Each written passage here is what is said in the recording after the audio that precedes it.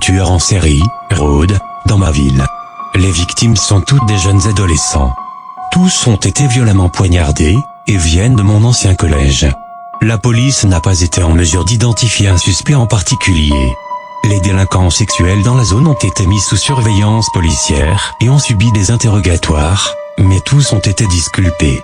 La police s'est penchée sur d'autres petits criminels ayant eu des comportements violents dans le passé, mais aucun lien n'a été trouvé. Ils ont même commencé à profiler les enfants qui auraient peut-être pu commettre ces actes odieux. Ils ont enquêté sur les enfants ayant des problèmes disciplinaires, les enfants victimes d'intimidation et susceptibles de tuer par vengeance. Mon frère a même été interrogé à cause d'une querelle sur ses réseaux sociaux concernant la couleur perçue d'une robe. La police ne prenait aucun risque. Un quatrième a été arrêté par la police, une nuit, après avoir été surpris en train de regarder à travers la fenêtre d'une de ses camarades. Il a été relâché après avoir été retrouvé seulement avec un mouchoir en papier mais aucune arme sur lui.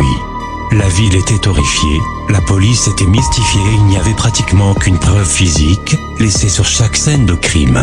La seule chose que tout le monde savait, c'était que le tueur attaquait la nuit. La ville a mis en place un couvre-feu, mais 2 autres meurtres ont eu lieu cette semaine, et des vérifications minutieuses inopinées autour de la maison sont devenues monnaie courante. Comme beaucoup d'enfants et de parents en ville, je suis vraiment terrifié quand ma tête heurte l'oreiller la nuit, et que je ferme les yeux, pensant que mon avenir est incertain, jusqu'à la fin de cette chasse à l'homme. Cette nuit, je ne pourrai pas fermer les yeux et me coucher. Cette nuit, je peux sentir une attaque de panique se déclencher lorsque j'entends le bruit de pas résonnant dans la nuit silencieuse. J'entends le son distinct de la vieille porte de ma chambre qui s'ouvre. Je suis figé dans la peur, et tout ce que je peux faire est de regarder devant moi. Mon frère et moi se fixons dans les yeux dans une terreur mutuelle.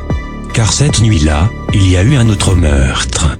Et que je venais d'être surpris à remonter par la fenêtre de ma chambre.